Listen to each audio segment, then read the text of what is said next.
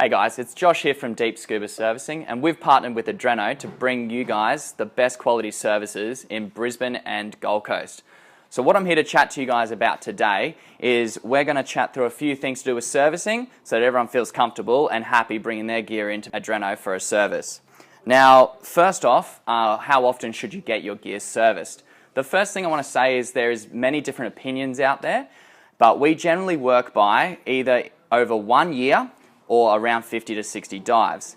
Now, if you bring your gear in, we can also assess it to see if it needs a service. So we have a few different tools in store and at the workshop which can assess your gear to determine whether it's ready for a service or whether the gear is looking like it has wear and tear on it. How do you book your gear in for a service? What we've got is if you go to deepscubaservicing.com, there's actually an icon on there where you can click to book your gear in for a service.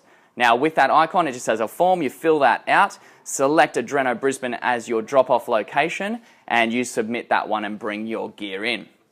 Now, we have a few different things that we always do at Deep Scuba Servicing with Adreno, is we only use factory parts that come from the supplier. So if you have an Aqualung reg, we only want to use the specific kit that Aqualung supplies for that reg. So whether it be a first stage or a second stage, we will always use those factory quality parts.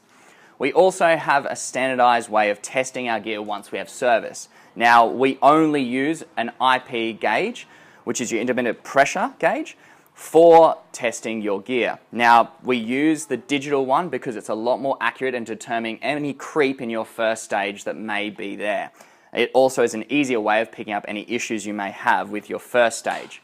The second thing, we always throw our second stages onto a MagnaHelic. Now, we will also set your reg back to its factory calibration of where its cracking effort should be. So that's what we'll always use after our services, and that's what we always use when we're calibrating your second stage and your Oki for use after your service. The general time this might take is around 2 weeks. Now, the reason we allow 2 weeks is because it gives us time that if there's any parts that are broken, you can see here with a reg there's a lot of different parts. If any of these need replacing, we need time to be able to get them in from the supplier because we're not going to use any part, we're going to use the part that comes straight from that specific supplier.